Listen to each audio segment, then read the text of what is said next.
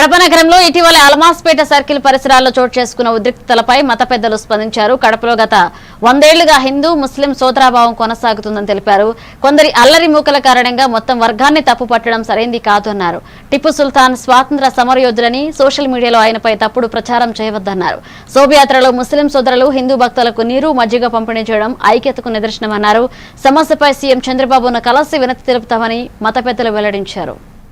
ये जो ज़्यादती हुई है जिसकी वजह से हमारी पूरी कौम तकलीफ़ महसूस कर रही है, इस वक्त मैं उसी तकलीफ़ का इजहार कर रहा हूं।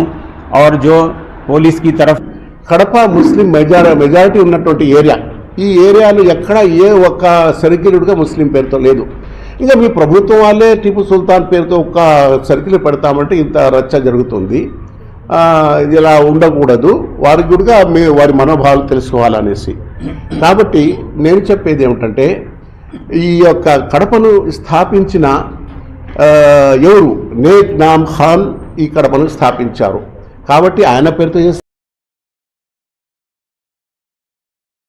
ఎడ్యుకేషన్ మినిస్టర్ అబుల్ కలాం ఆజాద్ ఆయన పేరుతో ఏ సర్కిల్ లేదు. అలాగే ఈ దేశానికి మిజైల్ అందించినటువంటి అబ్దుల్ కలాం గారు ఉన్నారు, ఆయన పేరుతో ఏ సర్కిల్ లేదు. ఈ జరిగిన సంఘటనకు బ్రేక్ వేసినట్టు అనిపించింది. దానికి నేను కలెక్టర్ గారికి తర్వాత ఎస్పీ గారికి నేను కృతజ్ఞత తెలుపుకుంటున్నా.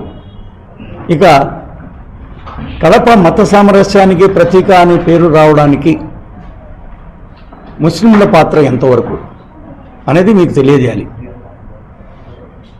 ఇది మొదటిసారి జరిగింది, కడపలో ఇంతకుముందు ఎప్పుడు జరగలేదు అని అందరూ మాట్లాడుతున్నారు. కాదు, గతంలో 2 సార్లు ఇటువంటి ఇష్యూలు జరిగితే అప్పుడున్న పెద్దోళ్ళు, మీరు ఇప్పుడే అన్నారు మీరు ఉండింటే అది జరిగి ఉండేది కాదు అని. పెద్దవాళ్ళు కడపలో ఉండే ముస్లిం పెద్దలు అందరూ ఏకమై ఆ 2 ఇష్యూలు అక్కడికక్కడే ఆ ఒక రోజులోనే దాని పరిష్కారం చూపించడం జరిగింది. దయచేసి మీరు కూడా టిప్పు సుల్తాన్ సర్కిల్, అల్మాస్పేట సర్కిల్లో ఈ రోజు నుంచి మీరు దయచేసి దీన్ని వదిలేయండి. అందరం కలిసిమెలిసి పనిచేస్తాం, బ్రతుకుతాం, అందరూ కలిసి కడప అభివృద్ధి కోసం పాటుపడతాం. ये जो ज़्यादती हुई है